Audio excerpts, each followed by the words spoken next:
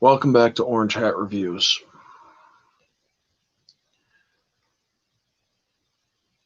My last live stream video, I was doing the whole SJWs tweeting out crap about Ahsoka. And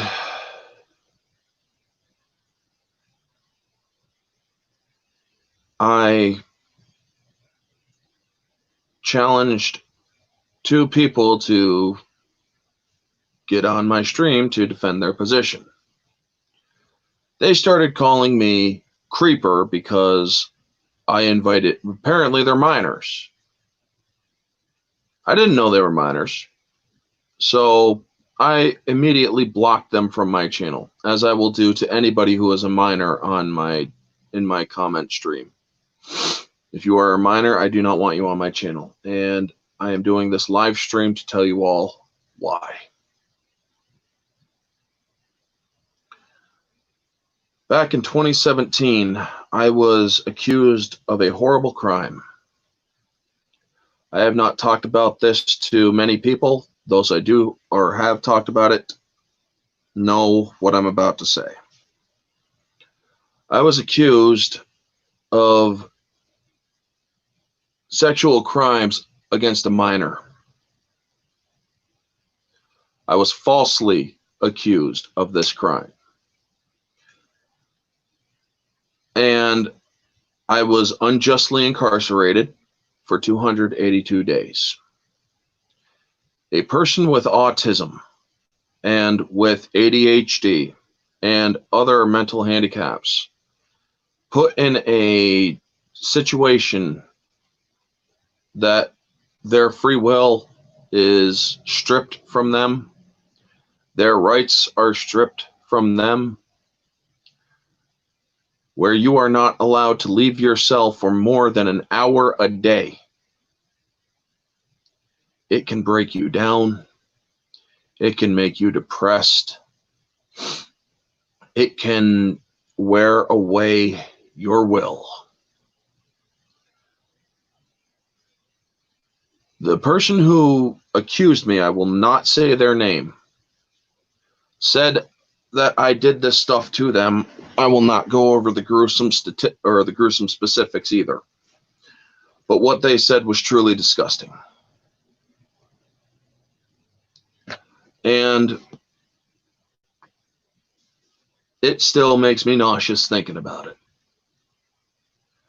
I had to read things when I was in jail preparing for my court trial and whatnot that were untrue, that described me in very heinous ways, and they were said to be presented as facts about me.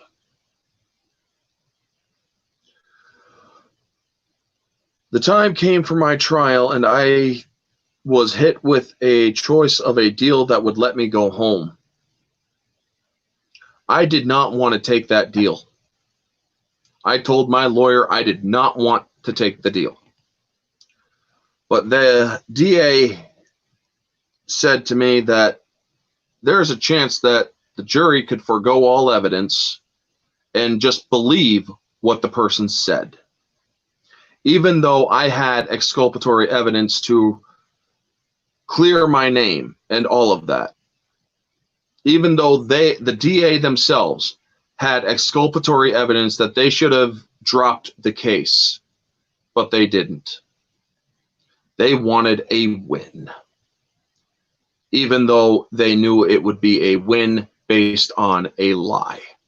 They ruined my life because I ruined my life because I, at a moment of weakness, because I was at my wit's end, chose to take a deal where I would plead guilty to endangering the welfare of a child, a misdemeanor, with no specifics, even though I did nothing of the sort, because I was afraid that the jury would forgo evidence.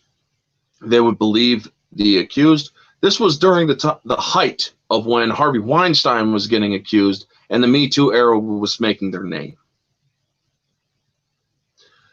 So yeah, you can believe, or you can understand why a person would be eager to be out of jail, because being accused of something as heinous as pedophilia, if you are on my Facebook, you know, if you've known me for the last few years, you know that I think pedophilia is a crime that deserves the most harsh of punishments. That if you abuse a child in a sexual manner, you should be punished for it extremely. And during my indictment, I had to hear a frickin' detective state that I was making false statements when I was giving my statement. They actually led me down to the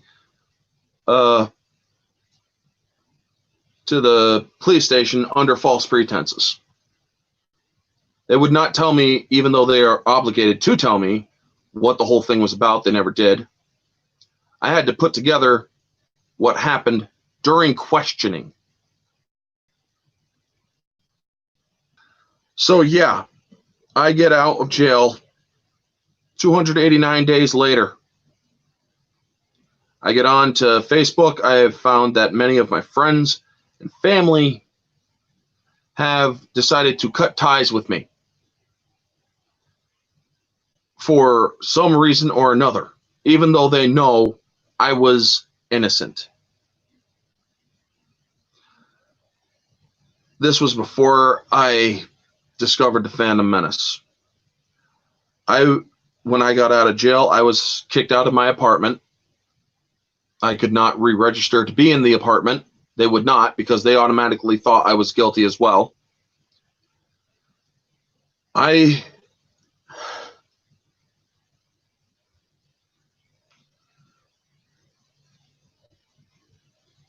was treated like shit. I was harassed to the point where I changed my name on Facebook. I had to privatize my entire account. Any pictures of my face were turned to friends only, so no followers could see any of those photos. I was cyber stalked by my accuser. She had contacted friends of mine, family members of mine, and she had even on my Twitter had people attacking me on Twitter, calling me all sorts of stuff.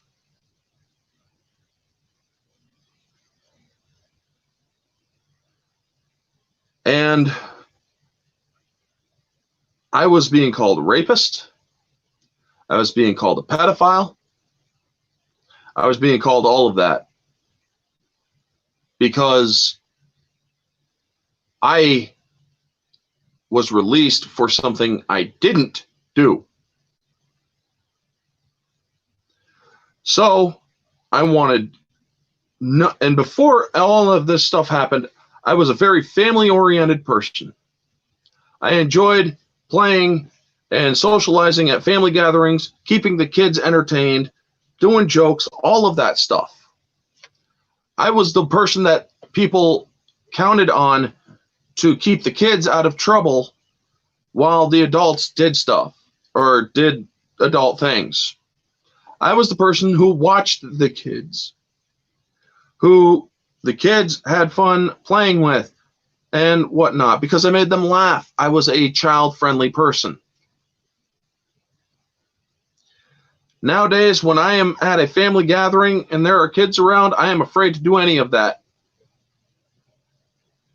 Not because of me being afraid I might be, well, actually, yeah, because I'm afraid people are going to somehow remember why I was unjustly incarcerated, what I was accused of, and they're just going to be or there's going to be drama that I don't want.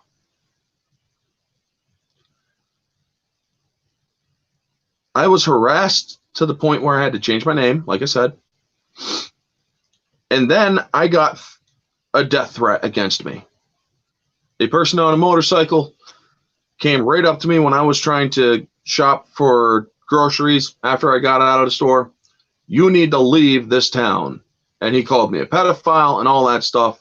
And I immediately told them, you are listening to somebody who told you a lie. And he told me to get the hell out of town, turned to walk back to his bike. On the back of his fucking vest was the Hells Angels insignia.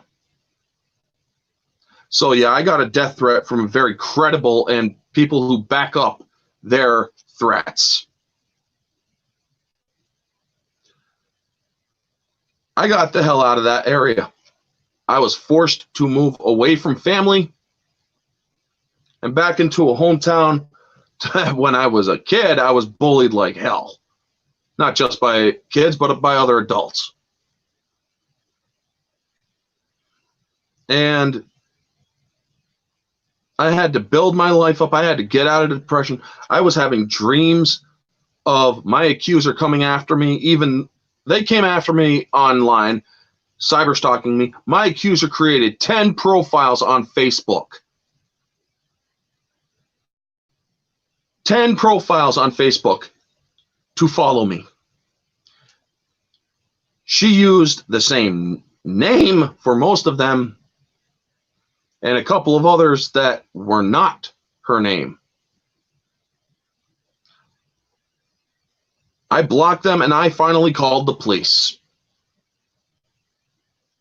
Well, this was back when I was down living where I was previously living, where all this was going on. And the police came and I showed them what was going on, because a mandatory protection order is issued at the end of all of these cases. I cannot contact my accuser, not that I want to. I cannot have anybody contact her for me, not that I want to. I can't go to her place of residence or the whole works. But yet, it's supposed to be a two-way thing. They cannot contact me, I cannot contact them. But they're allowed to stalk me. They are allowed to harass me by telling other people lies about me. You want to know why my previous video was so R-rated? This is why.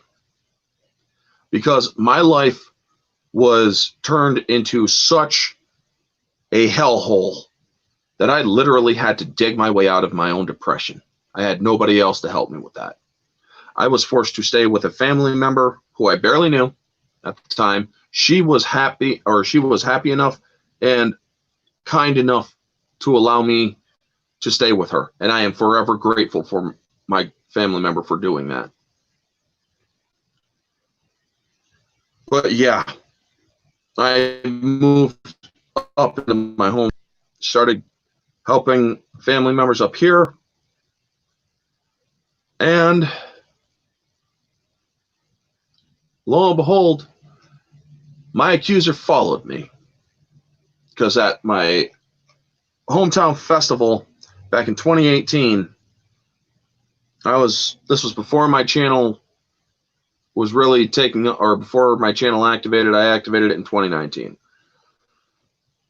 I was being followed by somebody, and I managed to lose the person who was following me, and I saw who it was. It was my accuser's mother.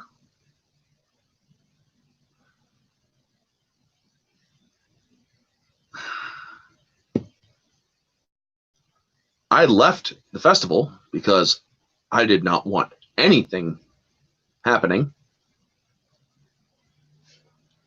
And I contacted my family, or a couple of them, and I'm like, what the hell are they doing up here?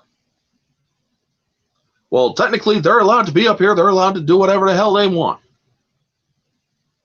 but they did come up for malicious intent. Otherwise, there was no reason for them to be up here, not even to go to that festival and see the sights and whatnot. They never cared to go to it before and whatnot, but of all the times, they chose that year to do it. So yeah, that was the last I heard from any of them until a few days ago when I saw a familiar name start following me on Facebook again. I immediately blocked the profile, but the damage is already done because on my profile name on Facebook, it says underneath in parentheses, Orange Hat Reviews. Because I wanted to get my brand out, you know? So yeah, I seen a couple of people say something about me on Twitter. I immediately reported that, and I thought this shit was done. And hopefully it now is, because I blocked that profile as well. They're not allowed to say anything about me. If they do, well, there's not much I could do. It's First Amendment protection. They're allowed to say whatever the hell they want, even if it's defamatory. I checked the law. Sadly, you have to be charged with a crime in order to have a legal defamation case brought up against somebody. So yeah, to recap, if you guys are just joining, I was accused of pedophilia, basically. I was unjustly incarcerated for over 9 months. And I was cyberstalked after I was released. I was forced to take a deal that I did not want to take. And after 2023, I plan on having my record, the endangering and welfare of a child record, expunged completely. I plan on having my record completely wiped. I have done all I can, but I still have PTSD moments. Around April, which was the time of my arrest, I will possibly not be on social media. I will be silent around the 13th because that was the day that I was arrested. And small note for those of you who don't know, people with autistic who are on the spectrum, the day I was arrested, the cops came and they told me that what they were there for, and I said, I need to inform my aunt. That's all I said. They rushed up and grabbed me. Somebody like me, when that happens, I'm a black belt in martial arts.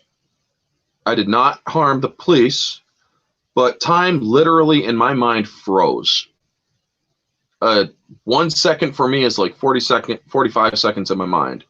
And I literally had to say to myself, I have just been violated. Do I fight back and defend myself, or do I see where this goes? Because these are police officers. I do not want this matter becoming any worse. I chose the latter. They treated my aunt horribly that day. I was visited by family members in jail, and I tried writing letters, tried contacting people I cared about, had people contact those I cared about to let them know that I was out of contact because of what happened. I was in a very dark place when I was incarcerated. I was assaulted in jail, not sexually. I was physically assaulted. I had fungus problems on my foot because when you're in jail and you have to take a shower, it's only hot water. That can damage your skin, believe it or not. So yeah, I had those problems too. But there was times that I stood up for myself while in jail.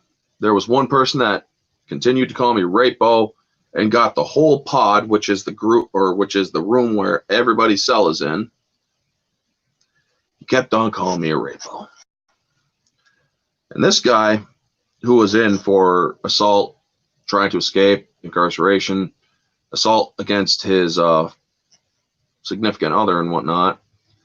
He would always go into the rec area that was assigned to the outside. He would yell out to women who were walking by, I would want to R-word you. You're too ugly to do that to. But he was using that word. And the night before I got out, all these people were yelling at us and whatnot, because they always yell at the people who are in protective custody for charges like that. And they always like to try to stir shit up. And I eventually said, hey, look, you guys are taking the word of somebody who literally screamed out during the summer and fall that he wanted to rape women as they were walking by. That caused the entire pod to go silent and look his way and said, is that true? He hated my guts. He wanted to kick my ass and all that shit. That happens in jail. I had to do things in jail that I never would do outside. I said things in jail that I would never say outside. I was forced to grow up more than I should have. And in some ways, that is a good thing. But even still today, I don't want minors around me.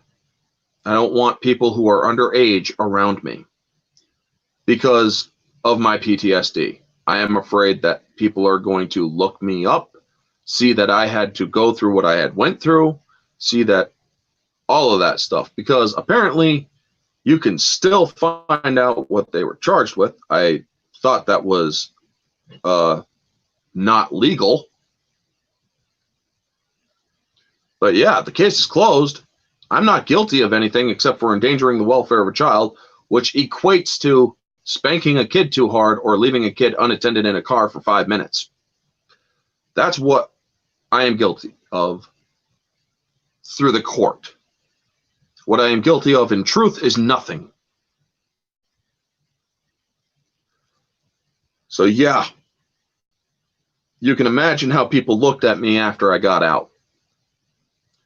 I sought comfort with my friends and family. Some family members I was very close to would not even allow me to visit them after I got out. I was very close with my cousin who I treated like a little brother. He always called wondering where I was when I was locked up. I missed my brother's wedding. I missed 3 family members who passed away. I missed parties that were family gatherings, family reunions, all of that, because somebody spread a lie about me. I was forced to move away from family that I cared about. And I find out later that the person who threatened me wasn't even a part of the Hells Angels. That was a person posing to be a Hells Angel. Talked to a friend who actually knows real Hells Angels. She talked to them. Turns out that guy wasn't a part of it. Find out he's gone missing. I don't know what has gone on there. That was all I cared to hear about, and I didn't want to hear nothing else about it.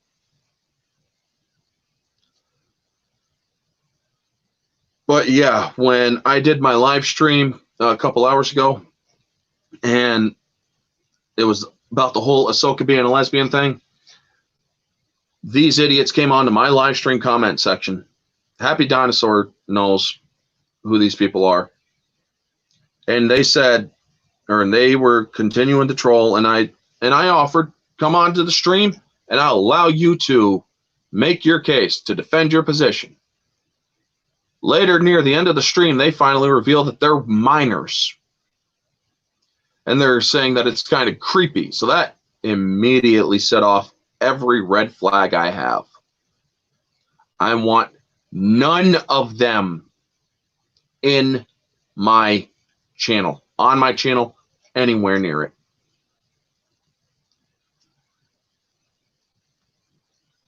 And that is why I did the video after the live stream, where my channel is not for kids. If you are under the age of 18, I would appreciate if you get the fuck off my channel. I mean, there's only one person I'll allow on my channel that's under the age of 18. He's a member of the Fandom Menace, the Senate.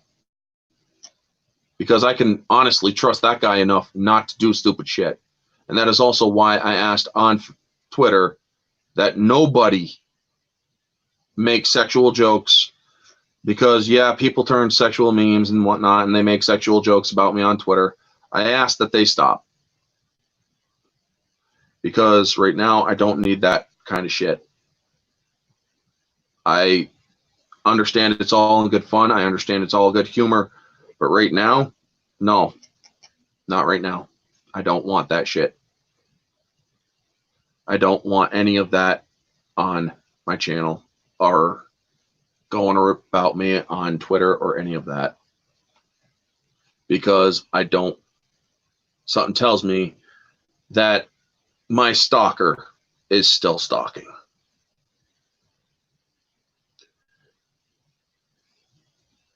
Going through what I had to go through, I see a lot of kids nowadays who go through a lot of shit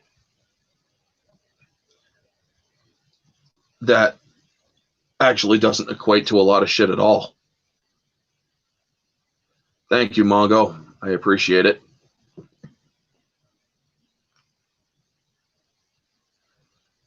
But yeah,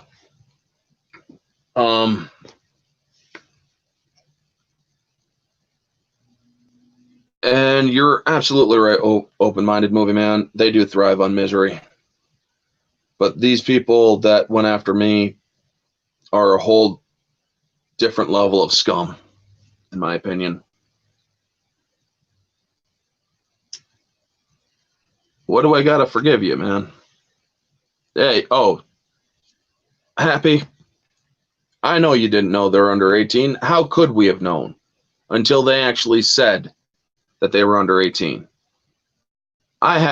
There's no way we could have known until after they had said it.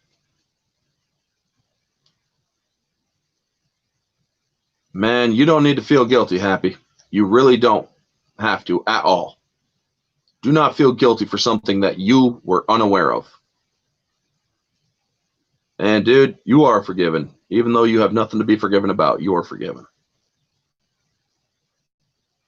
But yeah, most of these people, these SJWs and whatnot, they're so ignorant that they will say and do things that are completely out of touch with reality, and yet society will accept them for it. Anyway, yeah, I continued, or getting back on track. After I got out, I moved back here. I started paying attention to false rape cases, false sexual assault cases. There were literally thousands last year and the year before. But the one that stood out the most was a girl named Nikki Jovino.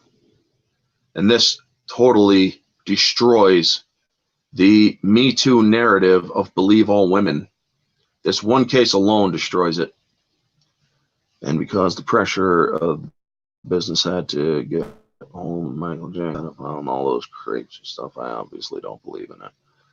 Well, he did some very creepy things. He admitted to very questionable things that he did, but we're not going to talk about that. Nikki Jovino, if you guys look her up, Nikkiyovino, she accused 2 college students of raping her in a bathroom. Those college students were automatically expelled and whatnot, charges and whatnot. Then it came out that cops found holes in her story. And then she later, or because they approached her because of that, they found out that she was lying. She admitted to it. She was charged. She was supposed to do 6 years in prison. If you ask me, people who falsely accuse a person of sexual misconduct or rape or any of that, they should do the same amount of time that that person would have done if they were found guilty. 10 to 15 years. I looked it up because I would have done that amount of time, even though they actually said I would have done 25 to life.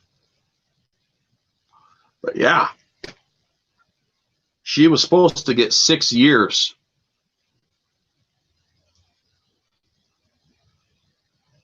And she got 3 of her years suspended and 2 years on good time taken off. So she only does 1 year.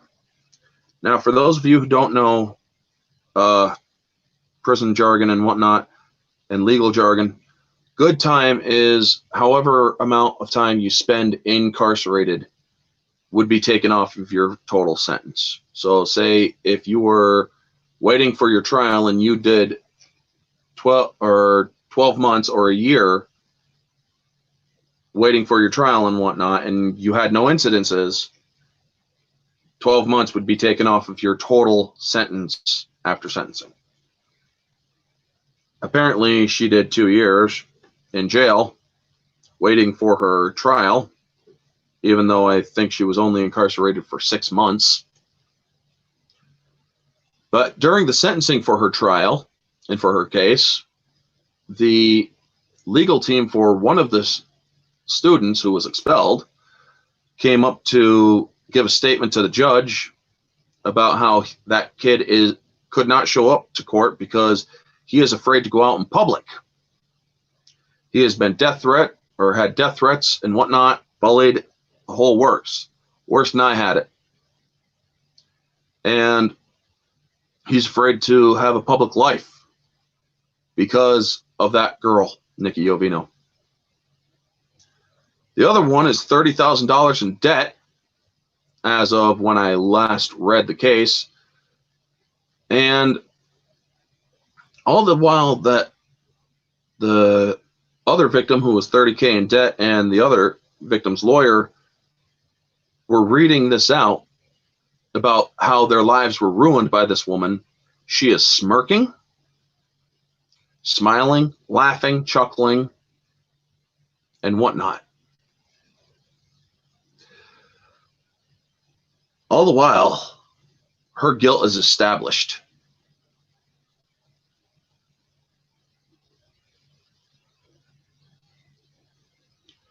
Anyway, let me read this comment. Just let you know, he was my idol. Hey, man, if he was your idol, that's fine. And if he says he's innocent, then he's innocent. I'm not saying he's innocent or guilty. I'm saying some of the stuff he admitted to doing was questionable. Allowing children to lay in his bed, especially children he did not know, on name-to-name terms. That's all I'm saying on it, man. But anyway, that is why I am an advocate for those who have been falsely accused of sexual crimes. Unfortunately, you cannot tell whether a person has been falsely accused until after the truth comes out. And the Me Too era, with their believe all women nonsense, the people who say that women should be, or that women are, do you need someone to come on the stream with you? No, this is not one that I want to have anybody on with me. I need to get this out on my own. But thank you for offering, G-Fan.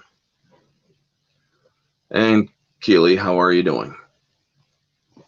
But yeah, with the Me Too era and their nonsense about how women should be believed over men, and I appreciate your support. Believe me, I do. I appreciate your support 100%, G-Fan. I really do. And I do thank you for offering. I'm good, Keely. All right. Thank you, servant of God. You take it easy. God bless, man. And thank you for stopping by. Keely, I'm just basically going over why I had a freak out at the end of my last live stream and why the video that followed was very anger based. But yeah, the Me Too movement and their whole believe all women stance, like I said, easily destroyed. Just look at the Nikki Ovino woman. Look her up. You'll find everything you need to know. And there are other cases that I have followed. Mostly, I found most of this from the Daily Wire themselves. Believe it or not, they actually have a level of objectivity in their media. I mean, yes, they lean conservative, but they report on more than just politics and whatnot. And yes, I absolutely believe you, or definitely, Keely, it is innocent until proven guilty. But let me tell you something. When you are in jail, that is completely flipped. They don't, or if anybody hears your charges, that's why you get put into protective custody if you are charged with any sexual crime. They automatically put you in protective custody. Because if they catch a whiff of your crime, other inmates, they don't care if you're guilty. They don't care if you're innocent. They will beat the ever-loving shit out of you. They will cut you up. They will use whatever they can to harm you. The problem with the Me Too era nowadays is that some people are believed in the facts, and some people try to say I didn't do it, but in the end of the day, they get put behind bars anyway. You're absolutely right. Here's the thing, folks. I didn't mention this earlier. When I was arrested and incarcerated, when I gave my statement, they arrested me on the basis of one word when I gave my statement. Because my accuser said the same word, they said two and two, or my word, or when I said it, it was not in the same context as when my accuser, or what my accuser said, but they arrested me on one word. And that was how they got me arrested. My brother, one of my brothers, he was furious, man. My father, he's former law enforcement. He actually worked at a federal prison. He was furious as well. Not with me, but with how I was treated, how the law treated me. When you're in jail, there are some, you have to learn the hard way. Not all deputies are good. Not all deputies treat you as innocent until proven guilty. If you're put in protective custody, some of the deputies automatically call you the rapos. People, or when you're trying to sleep at night, people are yelling in their vents. If they realize that there's a rapo underneath or above, they'll yell through the vents and keep your ass up through the night. You actually have to take some of your toilet paper, put it over the vent, and it will stick in order to drown out the noise. You get cell searches. You get strip searched. You get all of that crap. It's not, jail life is not, it's not fun at all. You have to do stuff that you never thought you would do in jail. Say stuff you never thought you would have to say in jail. I mean, I don't threaten people a lot. I'm not a very violent person. I don't want to be a very violent person. But there was one person that got in my face who had the broom in his hand. And I said, dude, you better just keep on freaking walking, or I'm going to shove that broom so far up your ass, you'll just have to walk to clean the floor. That got me respect in jail, because I stood up to people and I told them with no uncertain terms. And at that time, I meant it 100%. I was willing to do that to somebody. You have to toughen up in jail. Otherwise, you will be eaten alive. Now that I am out of jail, I have put all of that, I've kept it in there. Except some of it did follow me out. There's a lot of the people that walk around with their ass hanging out, with their pants or hunched down, where the butt's showing out. Believe me, that is enough to drive a person crazy. Didn't drive me insane, but I was walking out of the courthouse one day after I had to pay for my legal fees and whatnot and such. This guy had his pants hanging around his ass. I literally had to resist the temptation to beating the hell out of him. And I realized at that point I cannot come back to Syracuse, because a lot of the places, they do ghetto shit. And it's a trigger. It's a PTSD trigger. Now, one of the things I do not like admitting, while I was in jail, did I have any sort of fun in jail? Believe it or not, it's not as bad as a lot of people say, but it can be. There are times when you literally have to let go of your depression and just freaking free ball it out, man, where you literally have to just let it go. And there are times that I did. There are times when when I fucking laughed at people's misfortunes. I'm not happy about that. I don't wish jail on anybody. But there are other times that, hell, if you actually had the cleanest pod, you actually had free pizza. That was fun. Every week they would do a pod search. If your pod was cleanest and most hygienic, you would have a pizza brought up to you.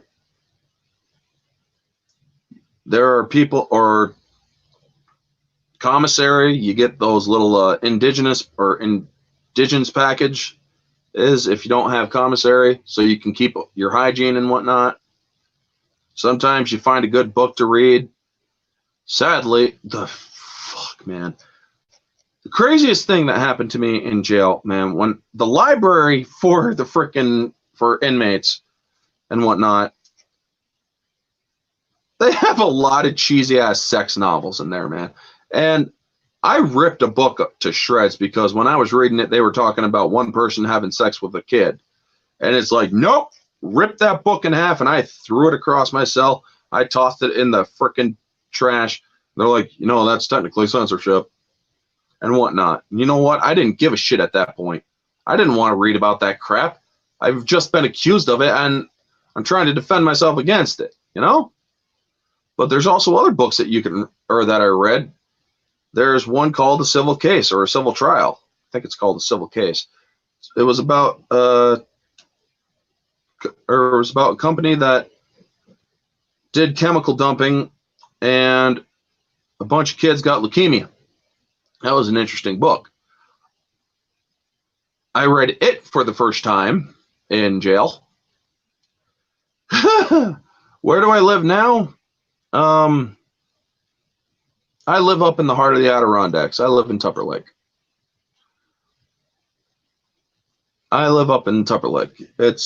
not afraid of people knowing that. I mean, apparently my accusers already know, so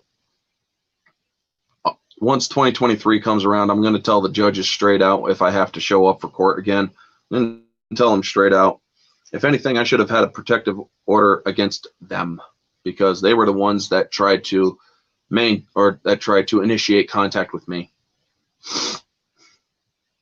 Anywho, continuing on, I'll tell you one thing right now. If Stephen King is one twisted motherfucker, his mind.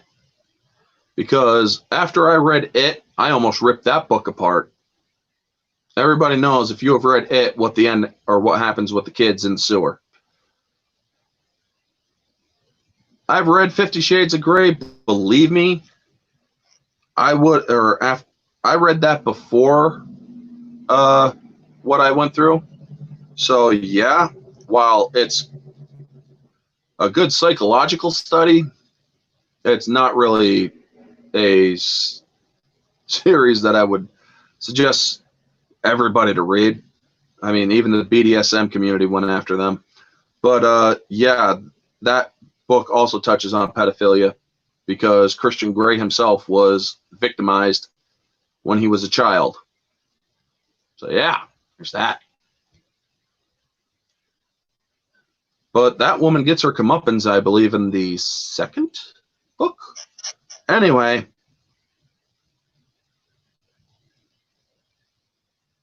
But yeah. Trust me, folks, jail is not a good place. And like I said, there were deputies there. I filed a human rights complaint against one deputy because he treated me like absolute shit simply because of the charges on my file. And this one I will tell. I'm not going to give his name, but we're allowed to have the newspaper. I usually get the newspaper so I could do the crossword puzzles. They were kind enough to allow me that. And I asked one of the porters, who is an inmate that is allowed to, or that has certain privileges, like they get cleaning. They're the ones that deliver the meals to the PCs and whatnot. I asked him if he was done with the paper to send it my way if he wasn't going to use it. He's like, sure thing. But then the deputy spoke up. Don't give that rapo the paper. Rapos don't deserve shit. I didn't get the paper that day. So when I was going down to get my meds, I asked the deputy on the next shift, can I just run over and grab a paper over there really quickly? And he's like, absolutely. And I grabbed a human rights complaint, filled that thing up, and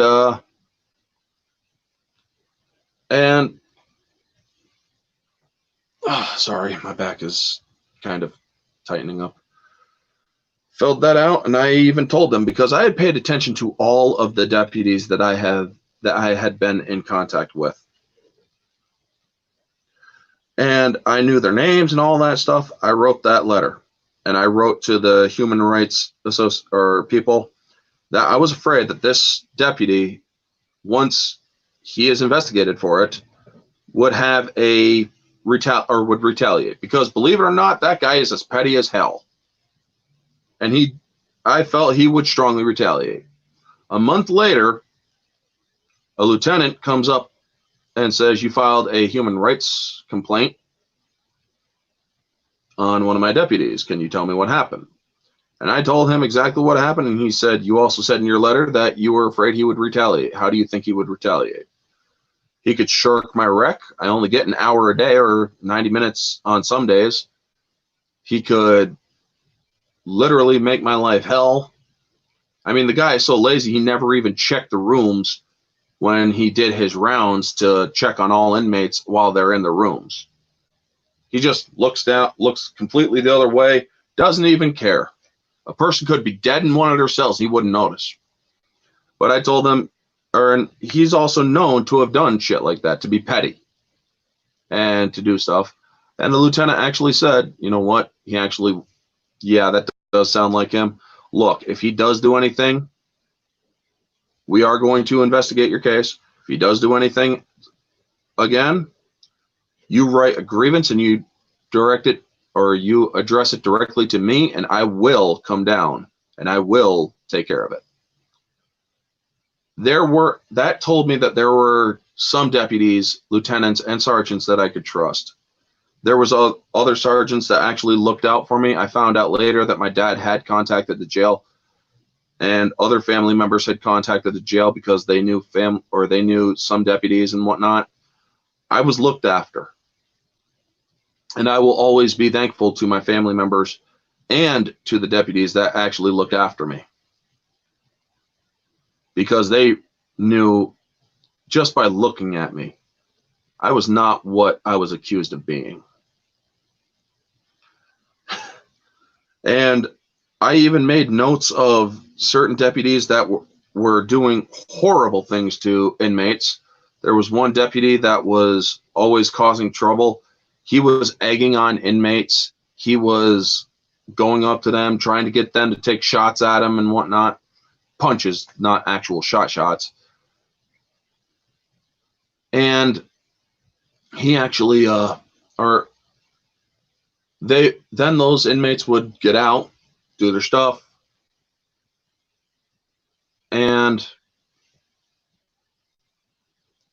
gives me a lot of perspective to everyday life, and it gives me an appreciation for what I got. Indeed, man. Trust me. If you think some people have it bad, other people have it worse. That's one way of that is a good thing to have. So good for you, Mongo. But yeah, I get contacted by my cousin after I get out, and he asks my aunt asks me, why is your cousin asking for a list? And I'm like, which cousin? And then I hear which cousin, and I knew that cousin knows one of the deputies. And I'm like, hold on one second. I took out my effects from when I was in jail, and I'm like, I need your phone to return the text. This was before I even had a phone for myself. But anyway, I gave the list, what they used to do. A few months later, I get an anonymous message. One of the deputies is no longer working there. Apparently, they were paying attention to the list that I gave them. So that's good. A dirty deputy is no longer working there. I mean, seriously, there are some sick people there that work at jails and whatnot. I mean, there's one woman, female deputy, not going to say her name. She literally said, while talking to the one that had the human rights violation written on him, man, if there is an actual fire in this place, leave the PC in their cells. Fuck them. That's exactly what she said. Female deputy, folks. Person that is actually in charge and entrusted with the safety of the inmates is willing to let other inmates burn because of the charges that they are not verified. Yeah. Believe me, folks, a lot of people actually asked, because I still believe in the system. I still believe in law enforcement, and I still respect law enforcement. I have family who are in law enforcement. And I believe flat out, and a lot of people are saying, how can you still respect police after the treatment you suffered while in jail? How can you still believe in the law?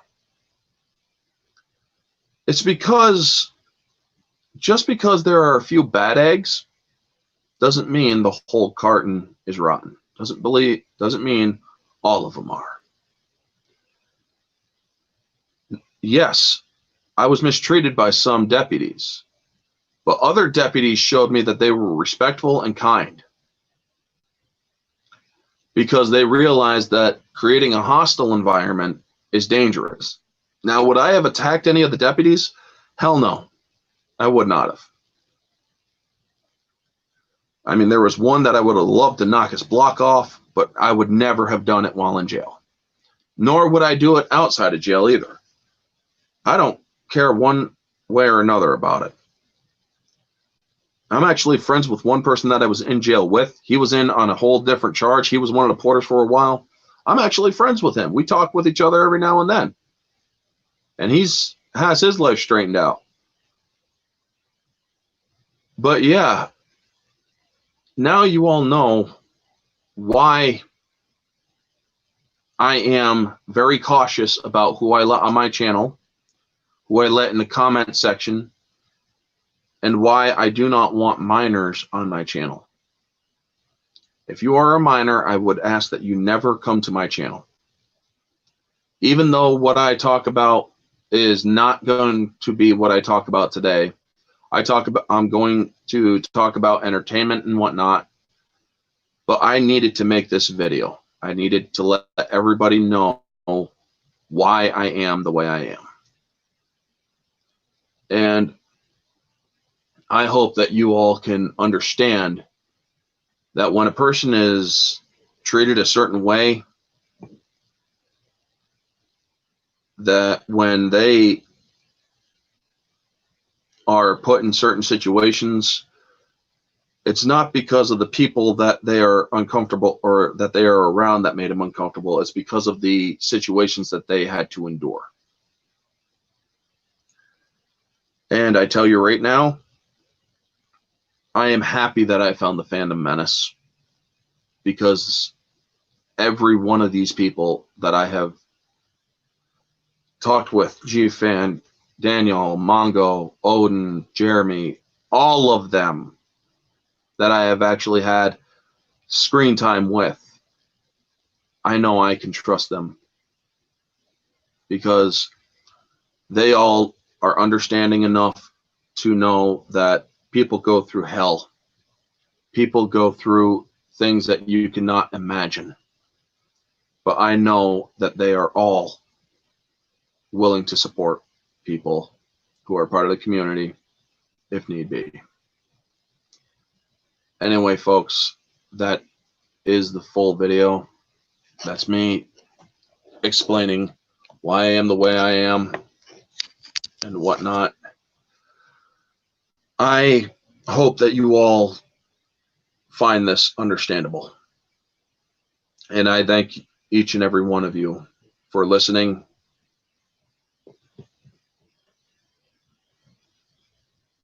And I thank all of you from the bottom of my heart for understanding.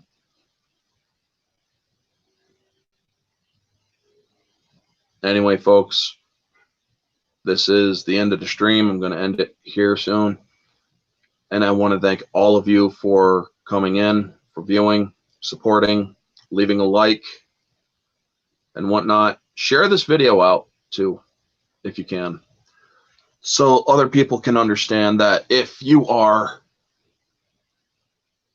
falsely accused of anything, reach out to me. I'm on Twitter. I'm on Facebook. Reach out to me. I'm willing to be a friendly ear to anybody who is willing to listen,